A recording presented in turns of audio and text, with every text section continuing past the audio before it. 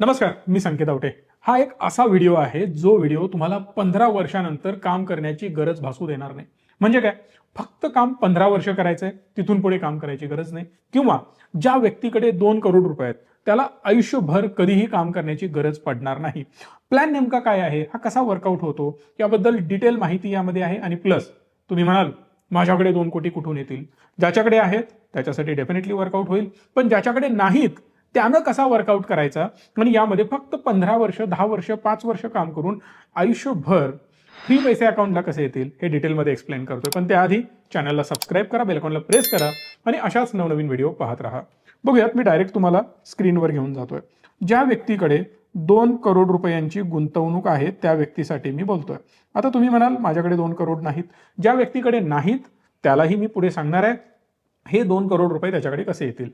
15-15-15चा हा नियम आहे. म्हणजे काय, इथं मी लिहितोय सुद्धा 15-15 आणि पुन्हा एकदा 15.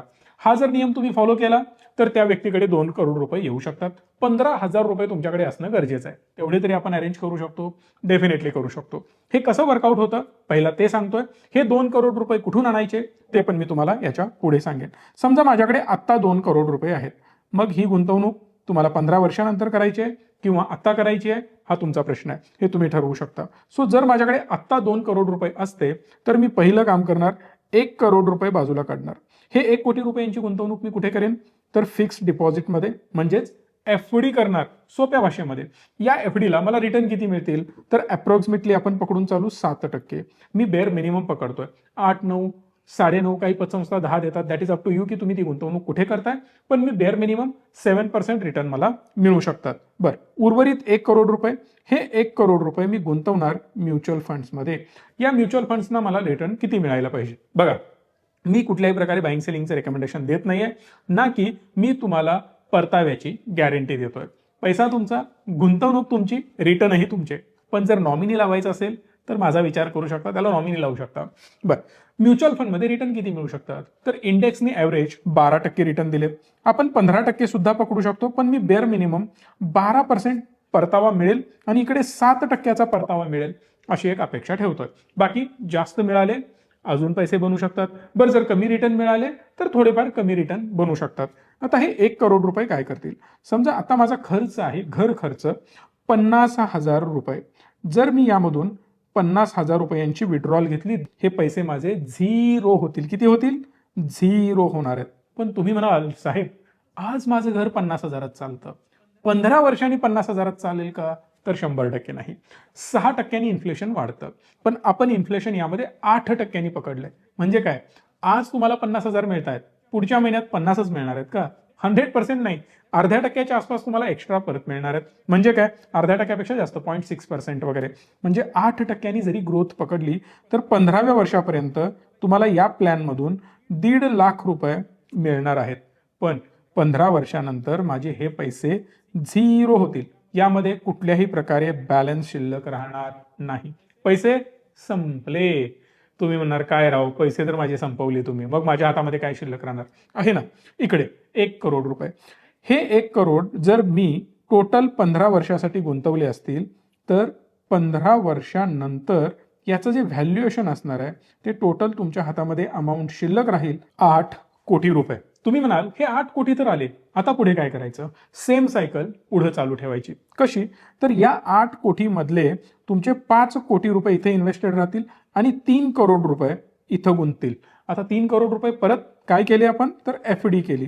या FDला अगेन सेम परतावा घ्यायला सुरुवात करायची. तुम्ही म्हणाल परत 50,000नी सुरुवात करायची का तर 100% नाही. इथं तुमची सुरुवात होणार 1.5 लाख रुपयांनी. म्हणजे इथं मला पैसे विड्रॉल घ्यायचे आहेत प्रत्येक महिन्याला 1.5 लाख रुपये. हे 1.5 लाख रुपये जर तुम्हाला मिळत असतील प्रत्येक महिन्याला तर हे पैसे तुमचे पुढे असेच चालत राहणार आणि इथे 15 वर्ष हा तुम्हाला परतावा देत राहणार. बरं, 15 वर्ष तर मला परतावा मिळेल, परत 15 वर्षानंतर याची व्हॅल्यू होणार 0. मग तुम्ही म्हणाल परत पुढच्या 15 वर्ष मला 1.5 लाखामध्ये माझं घर चालवायचं आहे का तर नाही. 15व्या वर्षी तुम्हाला मिळत असणार आहेत 4.5 लाख रुपये. हो, हे 4.5 लाख रुपये तुमच्या अकाउंटला क्रेडिट होत राहणार आहेत. 4.5 लाख रुपये म्हणजे 1.5 लाखांनी सुरुवात केली, दर महिन्याला अर्धा टक्का 0.6% वाढत जाणार आहेत. आणि 15व्या वर्षाच्या एंडला तुम्हाला 4.5 लाख रुपये एका महिन्याला मिळणार आहेत. मी दर महिन्याचा परतावा सांगतोय आणि फिक्स्ड डिपॉझिट बद्दलच बोलतोय. बरं, यामधून मिळणारा परतावा 15 वर्षानंतर किती बॅलन्स राहणार आहे? हातामध्ये माझ्या 0 रुपये. इथे पैसे बॅलन्स राहणार नाहीत. पण इकडे काय होणार? याच 5 कोटी रुपयांची व्हॅल्यू 15 वर्षानंतर किती झाली असेल? Just imagine. कोणी म्हणेल 1 करोड रुपये, कोणी म्हणेल 2 करोड रुपये, कोणी म्हणेल 10 करोड रुपये, तर कोणी म्हणेल 20 करोड. तर याची व्हॅल्यू बनेल 40 कोटी रुपये. ही व्हॅल्यू परत आपण डिवाइड करायची. इकडे 10 कोटी रुपये आपण ठेवू शकतो आणि उर्वरित 30 कोटी माझे इथंच राहतील. जर तुम्हाला परतावा जास्त पाहिजे तर तुम्ही इकडे जास्त अमाऊंट टाकू शकता. जर तुम्हाला परतावा कमी पाहिजे तर इकडे कमी गुंतवणूक करू शकता, इकडे जास्त गुंतवणूक करू शकता. बरं, याच गुंतवणुकीला आपण हायब्रिड कॅटेगरीमध्ये पण घेऊ शकतो. तुम्ही म्हणाल एफडी मध्ये जे मला आता 7% आसपास रिटर्न मिळतात, फक्त या 7% वर मला नाही थांबायचं, मला थोडे जास्त रिटर्न हवेत. मग यामध्ये आपण कमोडिटीज पण ऍड करू शकतो. कोणत्या कमोडिटीज? तुम्ही यामध्ये गोल्ड ऍड करू शकता, यामध्ये सिल्वर ऍड करू शकता. सोबतच जर तुम्हाला यामध्ये अजून थोडीशी रिस्क घ्यायची आहे तर काही पैसा म्युच्युअल फंडला पण पार्क करू शकता आणि त्यामधून SWP पण घेऊ शकता. म्हणजे काय? जर समजा माझ्याकडे 1 करोड रुपये यामध्ये गुंतवायचे आहेत, तर या 1 करोड मधले मी एफडी करताना कितीची करेन? तर एक 25 लाख रुपयांची करेन. मी गोल्ड, सिल्वर हे जे 2 इन्स्ट्रुमेंट आहेत यामध्ये ऑलमोस्ट 25 लाख रुपये इन्व्हेस्ट करेन. आणि जे म्युच्युअल फंडमध्ये आहेत ते म्युच्युअल फंडमध्ये मी SWP साठी 50 लाख रुपये ठेवेन. पण या 50 लाखातून मी SWP घेणार आहे. बरं, ती कधी घ्यायची? नंतर घ्यायची. पहिला विड्रॉल कुठून घेणार? तर एफडी मधून घेणार. संपले पैसे? संपले. नंतर मी काय संपवणार? गोल्ड आणि सिल्वर संपवणार आणि त्यानंतर म्युच्युअल फंड संपवण्याचा प्रयत्न करणार. बरं, म्युच्युअल फंड नंतर का हो? मला आवडतं म्हणून? बिलकुल नाही. याचं महत्वाचं रिझन आहे की तेवढी वर्ष हा प्रोडक्ट चांगला ग्रो झालेला असणार आहे. कदाचित 7-8 वर्ष समजा तुम्ही हे पैसे संपवले, पण 7-8 वर्षांमध्ये याची व्हॅल्यू 1 कोटी, 1.25 कोटी वगैरे होऊ शकते, depend on the market returns. त्यामुळे आपण हे SWP करून नंतर संपवणार. म्हणजे जे पैसे 1 कोटी संपवण्यासाठी मला 15 वर्ष लागली ते कदाचित मला 20-25 वर्ष पुढे घेऊन जातील, ज्यामुळे मला माझं घरही चांगल्या प्रकारे चालवता येईल. आणि महत्वाची गोष्ट काय? तर इकडे जी अमाऊंट होती जी मी 1 कोटी म्युच्युअल फंडमध्ये लॉंग टर्मसाठी इन्व्हेस्ट केले होते, जे मी 15 वर्ष ठेवणार होतो, त्याची मुदत अजून वाढेल. जिथं मला 5 कोटी मिळाले होते तिथं मला 10 ते 15 कोटी मिळतील. काही लोक म्हणतील, सर अपने पास तो कुछ भी नहीं है, अब बचा ही नहीं है, इन्वेस्ट क्या करू? काही प्रॉब्लेम नाहीये. तुम्ही एक काम करा, तुमच्याकडे 15-15-15चा फॉर्म्युला आहे. हा फॉर्म्युला काय सांगतो? तर पहिली गोष्ट, 15 लाख रुपये मला अरेंज करायचे आहेत आणि हे इझिली होऊ शकतं. असं उत्तर नको बरं का, माझ्याकडे पैसेच नाहीयेत. असतात, प्रत्येकाकडे पैसे असतात.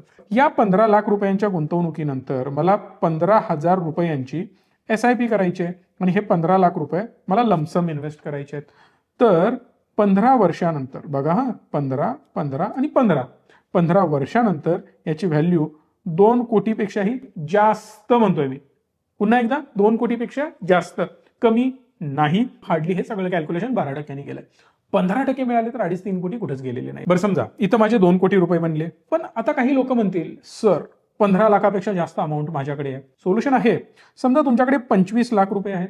हे 25 लाख रुपये तुम्ही इन्व्हेस्ट केले आणि प्लस 0 रुपयांची महिन्याला गुंतवणूक. बघा, जिथं आपण 15,000 प्रत्येक महिन्याला गुंतवणूक SIP करायचा विचार करत होतो, इथं SIP मी 0 करणार. याची व्हॅल्यू आफ्टर 15 इयर्स 2 करोड रुपये होणार.